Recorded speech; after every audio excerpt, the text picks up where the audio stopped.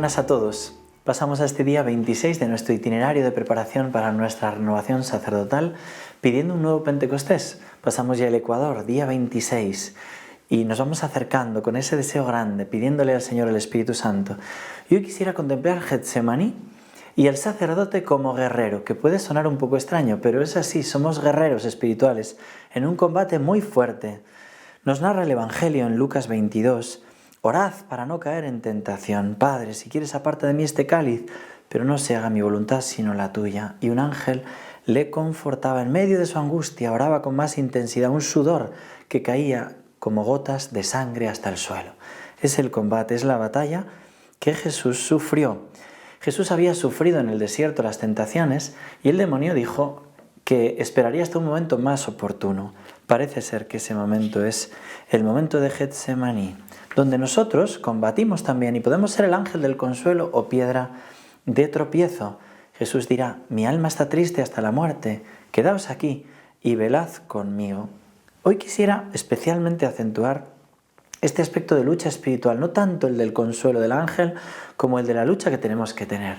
San Ignacio en los ejercicios espirituales nos habla de la meditación de dos banderas y ahí pone la bandera de Satanás, que se nos ofrecen riquezas, vanagloria y crecida soberbia. Riquezas que pueden ser pues títulos, aplausos, incluso dentro de la misma iglesia, ¿no? Buscar todo eso, bandera de Satanás.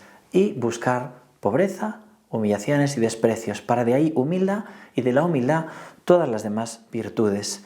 Nadie puede servir a dos señores porque despreciará a uno y amará al otro. O al contrario, se dedicará al primero y no amará al segundo. No podéis servir a Dios y a las riquezas. Ahí está la lucha. Ahí tenemos una lucha contra la mundanidad y contra Satanás y contra nuestra propia concupiscencia. Satanás es el padre de la mentira y nos intenta engañar. Intenta que a la vez pongamos una vela a Dios y otra al diablo. Y que nosotros pensemos que estamos en el camino estrecho que lleva a la salvación y en cambio estamos yendo por el camino ancho que lleva a la perdición. Quiere que nos engañemos.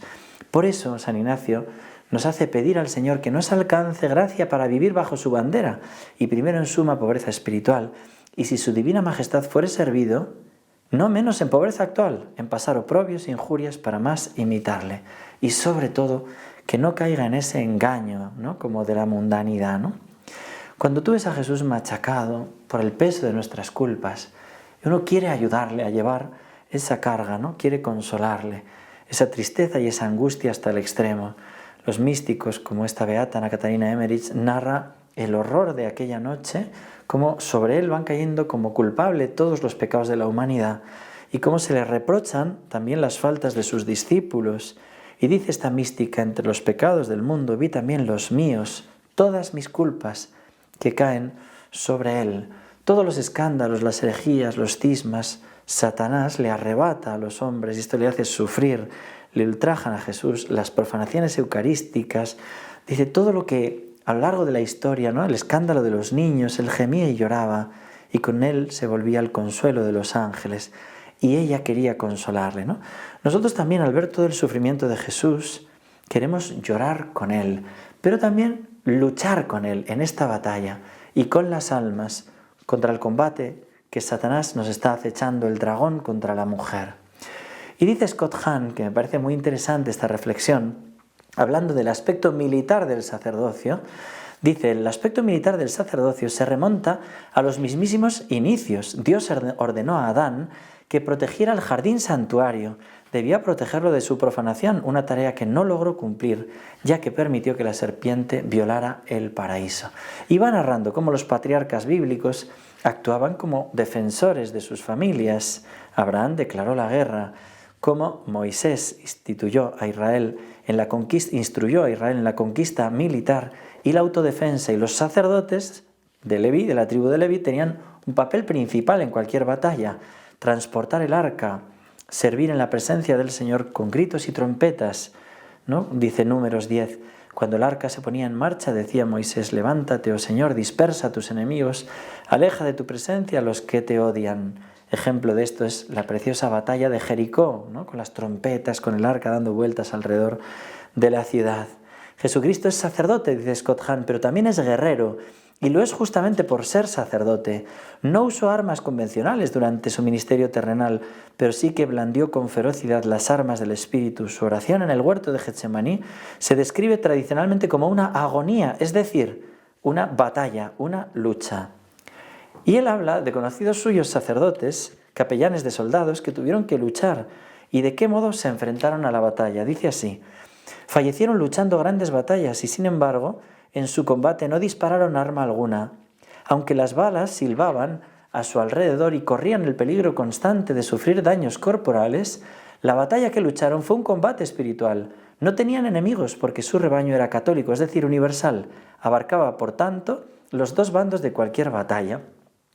Esto cuenta Scott Hahn y habla de capellanes de ejércitos que él conocía. Yo no puedo por menos de recordar a don Ambrosio Eransus. Yo fui monaguillo suyo, era un hombrón enorme con su sotana, le llamamos el último tejano porque iba con la teja, y me dio su bendición antes de irme al seminario, poco antes de morir, ¿no? Su bendición sacerdotal con una solemnidad, con una fe tremenda. Era un apóstol del corazón de Jesús, iba poniendo, y hay monumentos por toda España, junto con Via Crucis, que los preceden, monumentos del corazón de Jesús por toda España. Y yo recuerdo de niño, escuchando sus predicaciones y lo que nos contaba a los monaguillos, recuerdo que tuvo que estar de capellán de tercio de Requetés en la guerra, y como él, muchas veces en pleno frente de batalla, cuando caía uno, fuera de un bando o de otro, aunque fuera a mitad donde silbaban las balas, él iba corriendo a darle los sacramentos. Muchas veces él mismo cargaba a los heridos para llevarlos al hospital. Y él le daba igual de qué bando, porque quería llevar los sacramentos a aquel hombre que había caído en medio de los peligros. Yo pensaba con mis ojos de niño en los verdaderos héroes, ¿no? Verdaderos héroes que se han entregado por la salvación de todos en plenas batallas. Me gusta mucho la historia del beato Rupert Mayer, sacerdote jesuita, que en un momento en que surge Adolfo Hitler, ¿no? En Alemania, que surge democráticamente y con una serie de cosas que al principio sonaban como compatibles con la fe, él enseguida, conociendo los ejercicios espirituales, las dos banderas, dijo: no, esto es del diablo, hay demasiada soberbia de este hombre. Enseguida lo reconoció, se puso a hablar contra todo esto y por eso fue perseguido. Él fue condecorado por su valentía en plena batalla antes de ser sacerdote, y después como sacerdote acompañando también a los heridos y llevando los sacramentos, ¿no?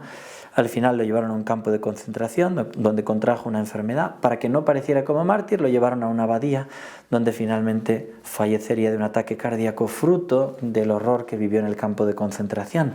Supo tener olfato para descubrir que aquello no era de Dios desde el principio. Que no nos engañemos, que no nos hagamos mundanos, que no queramos hacer compatible lo incompatible. Hermano sacerdote, considera si el Señor te puede decir: el demonio es audaz, es rápido y no desespera.